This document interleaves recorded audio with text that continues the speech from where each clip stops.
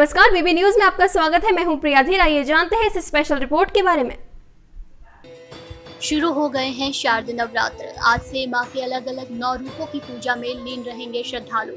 हिंदू धर्म में शारदीय नवरात्रि का बहुत महत्व है। लोग नवरात्रि भर उपवास रखते हैं और 9 दिन में मां दुर्गा के 9 स्वरूपों की पूजा करते हैं। मां शैलपुत्री की आराधना के साथ शुरू हो गए हैं मैया के नवरात्रे। 9 दिनों में भक्त मां दुर्गा के 9 स्वरूपों का पूजन करते हैं।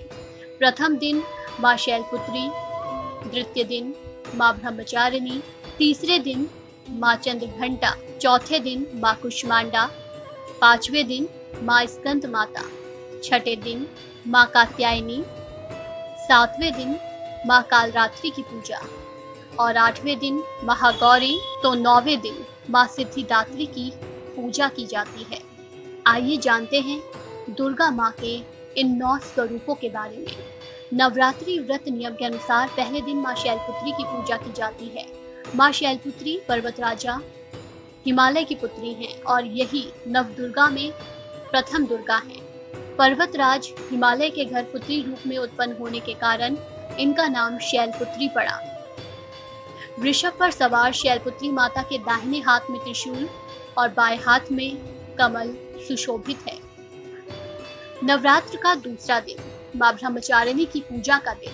आदि शक्ति मां दुर्गा का दूसरा स्वरूप है मां ब्रह्मचारिणी। देवी ब्रह्मचारिणी ब्रह्म शक्ति यानी तप की शक्ति का प्रतीक है। इनकी आराधना से भक्त की तप करने की शक्ति बढ़ती है, साथ ही सभी मनोवांछित कार्य पूरे होते हैं।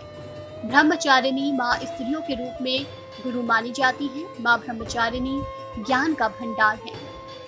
नवरात्र के तीसरे दिन मां चंद्रघंटा की पूजा की जाती है। मां चंद्रघंटा ने पृथ्वी पर धर्म की रक्षा और असुरों का संहार करने के लिए अवतार लिया था। मां दुर्गा के इस स्वरूप की विशेष मान्यता है। उनके मस्तक पर घंटे के आकार का आधा चांद मौजूद है, इसी कारण उन्हें चंद्रघंटा कहा जाता है। नवरात्र के चौथे दिन मां कुष्मांडा की पूजा का विधान है। ये मां दुर्गा का चौथा स्वरूप है। पौराणिक मान्यताओं के अनुसार देवी कुष्मांडा ने ही इस सृष्टि की रचना की थी। इसी के चलते इन्हें सृष्टि की आदि स्वरूपा और आदि शक्ति भी कहा जाता है। माना जाता है कि सृष्टि की उत्पत्ति से पूर्व जब चारों तरफ अंधकार था और कोई भी जीव जंतु नहीं था, तो मां दुर्गा ने इस अंड यानी ब्रह्मांड की रचना की थी। इसी कारण उन्हें कुष्मांडा कहा जाता है। नवरात्रि के 5वें दिन स्कंद माता की पूजा की जाती है। शास्त्रों के अनुसार कार्तिकेय यानी स्कंद की माता होने के कारण ही इन्हें स्कंद माता कहा जाता है। स्कंद माता का स्वरूप बेहद निराला है। उनकी 4 भुजाएं हैं। स्कंद माता ने अपने 2 हाथों में कमल का फूल पकड़ रखा है। उनकी एक भुजा ऊपर की तरफ उठी हुई है, जिससे वो भक्तों को आशीर्वाद देती हैं। एक हाथ में उन्होंने अपनी गोद में बैठे पुत्र स्कंद को पकड़ रखा है। माता कमल के आसन पर विराजमान है। शास्त्रों के अनुसार इनकी कृपा से मूढ़ भी ज्ञानी हो जाता है। नवरात्र के 6ठे दिन फलदायिनी और संहारिणी दोनों रूप मां कात्यायनी की पूजा की जाती है। माता कात्यायनी का ही वाहन सिंह है।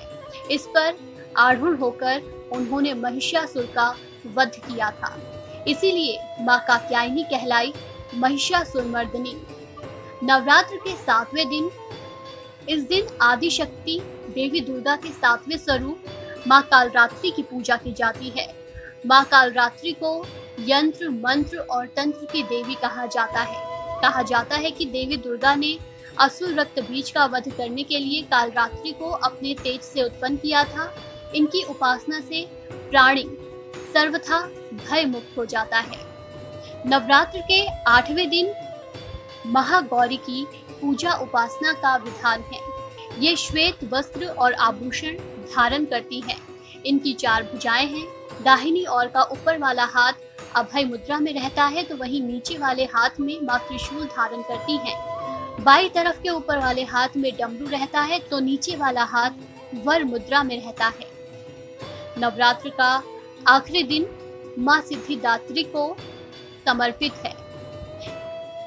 जैसा कि इनके नाम से ही स्पष्ट हो रहा है कि माँ सभी प्रकार की सिद्धि और मोक्ष को देने वाली हैं। देवी सिद्धिदात्री का वाहन सिंह है। वो कमल पुष्प पर आसीन रहती हैं। माँ सिद्धिदात्री की 4 भुजाएं हैं।